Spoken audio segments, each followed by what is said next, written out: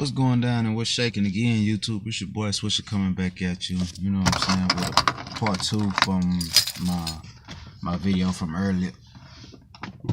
Sorry about that, man. I'm trying to get comfortable in this motherfucker. Nah. As I was saying though,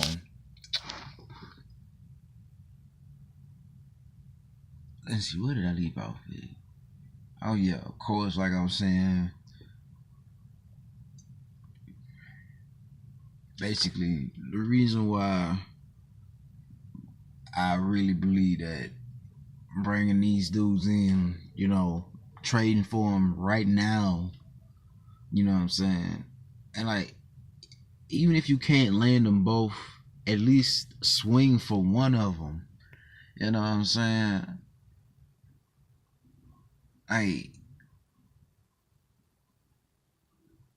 In my personal opinion, looking at it for what it is, I know everybody would say they would much rather take a defensive player right now, but looking at it from the longevity standpoint, if those two options were on the table, I would still take MB over DRC, only because you know for a fact that he's gonna ball. He's gonna give you everything that he has, not only this year but especially next year, because he's gonna want to get paid. You know what I'm saying? So think about that for a second. You've already paid Hopkins. You get this. You get MB. He balls. Potentially helps us get further than.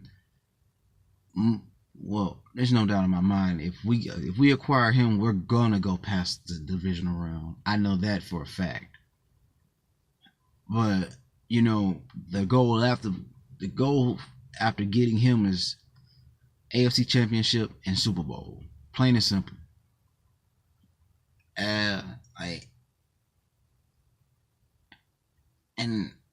I said, just looking at it from a cap number wise, it makes more sense than what people are trying to make it out to be. Because like I say, Martavis, he's still on technically a rookie contract.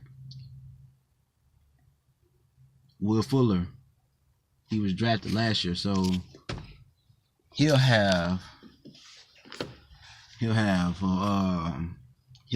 got 3 years left, plus his 5th-year option with him, coming from being a first-round pick. Now, of course, I know a lot of guys are thinking, well, we got to pay those guys on the defensive side of the ball. I feel you. You don't think B-Mac is going to get paid? You don't think Clowney is about to get paid? Those dudes getting paid. Like, I don't necessarily bring those topics up because I know for a fact that, unlike with Brandon Brooks, where he was a phenomenal talent, but we just lowballed a number and thought he was going to take it. No, these defenders, they going to get their money. That I know for a fact. Just like how Hop got his money,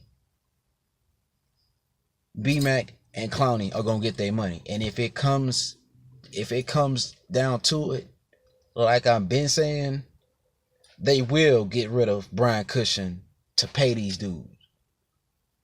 Because I can guarantee you, all it takes is for Clowney to say, drop him, or I'm a test free agency. You don't think they gonna pay him? If you don't think that that they wouldn't pay him, you out your fucking mind. And I'm not ashamed to say that. That's just straight up. You know what I'm saying? So that's why I don't necessarily bring up those certain players on the defensive side of the ball that are about to get paid and whatnot, because I know they're gonna get paid. Hell, if it came down to it, shit, JJ will probably take a pay cut. You know what I'm saying? Seeing as how he's even though the dude is hurt, he still makes money. I mean, that's crazy. The dude get hurt and he still make more money. Like the money that he make off of endorsements are probably worth more than his damn game checks. How'd that go? And remember, Texas is a big motherfucking state, and it's a lot of HEBs in Texas. It's a lot of HEBs in Texas. The dude is paid. So, yeah, if it came down to it, you know what I'm saying? I'm pretty sure JJ would take a pay cut, you know what I'm saying? Just so that, you know, the overall team can, you know, rebuild, you know, from the, I'm sorry, y'all. Rebuild is a horrible word to use in that firm. You know what I'm saying? In that, whatever. You know what I'm saying? But instead of like rebuilding, I would rather say to reload, so to say. You know,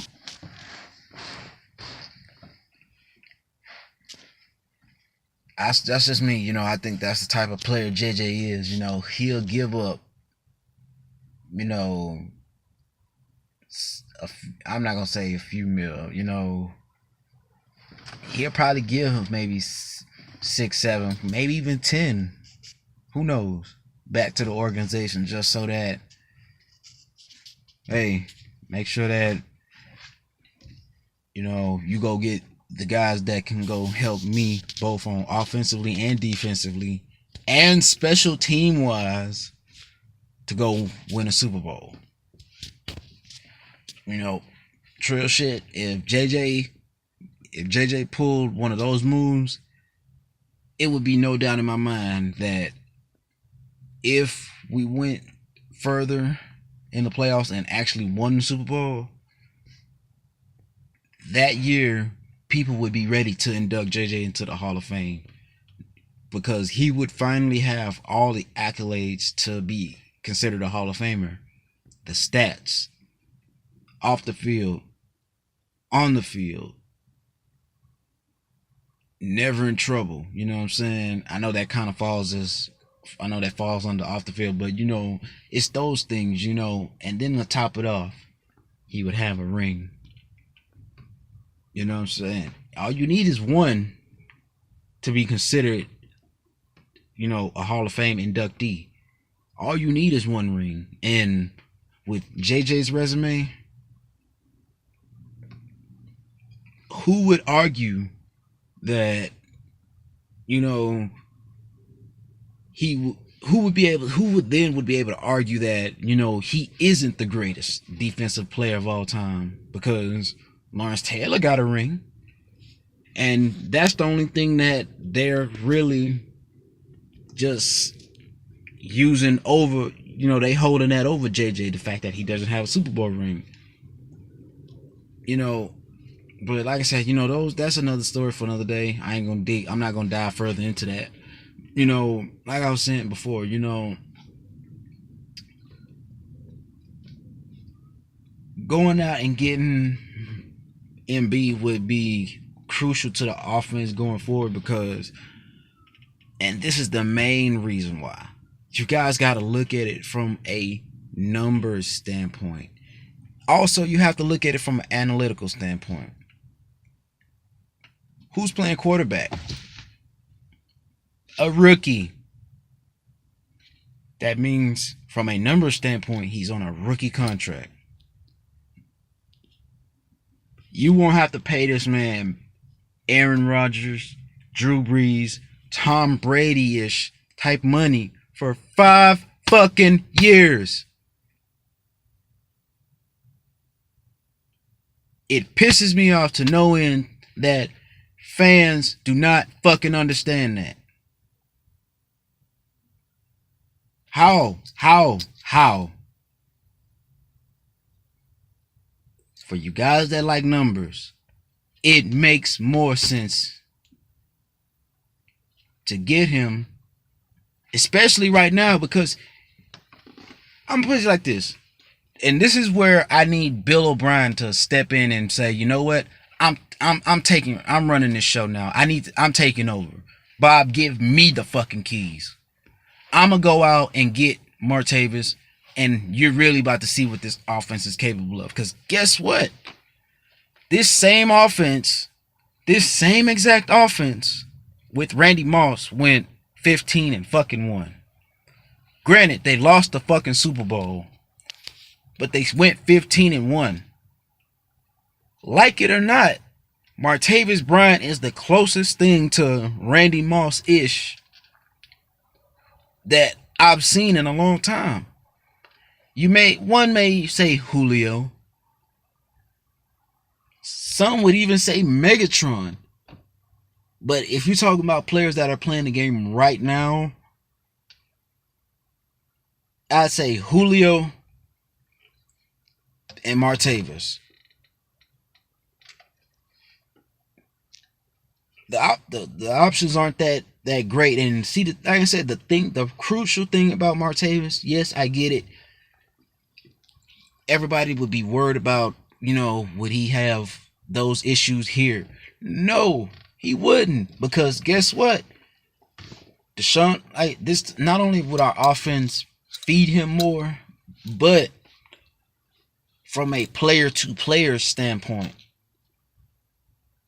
Martavis would feel more welcome in a Texans uniform, knowing that his college quarterback, Deshaun Watson, is on that roster. It also helps to know that you have another Clemson alum on the team in Nuke Hopkins, who, by the way, has been paid and would put the bug in his head. Hey, man, just do it. Just look, do things this way. You ain't in Pittsburgh no more. I'm gonna show you. I'm gonna show you what AB wasn't able to show you, because, like it or not, AB can show him some things, but AB is a 5'10" receiver. Martavis is 6'4", 211, damn near 215 pounds with all his equipment on. Now like I said, you put him in a Texans uniform and you pair him with Hop. Now again, Fuller doesn't go anywhere. This would be perfect for Bill O'Brien and this offense, because this offense is a primarily three. Like they're mostly out of, they come out of 3 receiver sets. Guess what? You can fully do that now. And guess what? You have a legit option at each 3 of those positions. Not to mention, when CJ comes back, he'll be a reliable option down the middle. You've got Lamar Miller and Foreman coming out of the backfield. Shit, if you want to get wrinkly with it, hell, you could put Steven Anderson at fullback and let him what's the word I'm looking for?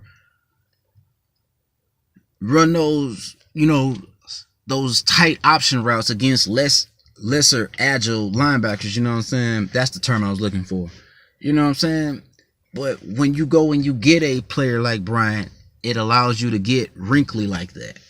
You know what I'm saying? And now, schematically, defenses are having to scramble now, because they're going, oh my gosh, how can we stop them? We can't blitz them, because guess what?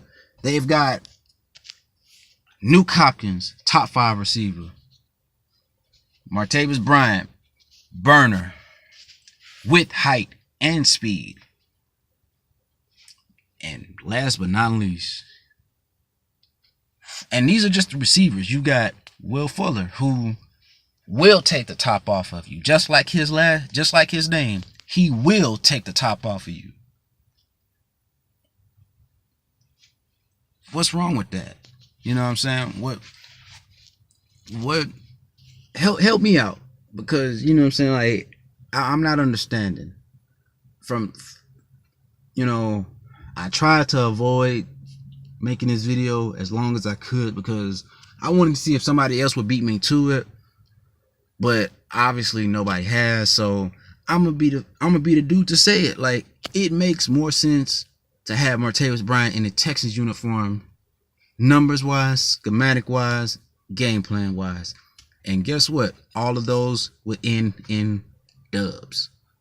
as per usual, man, like, sub, and holla at your boy.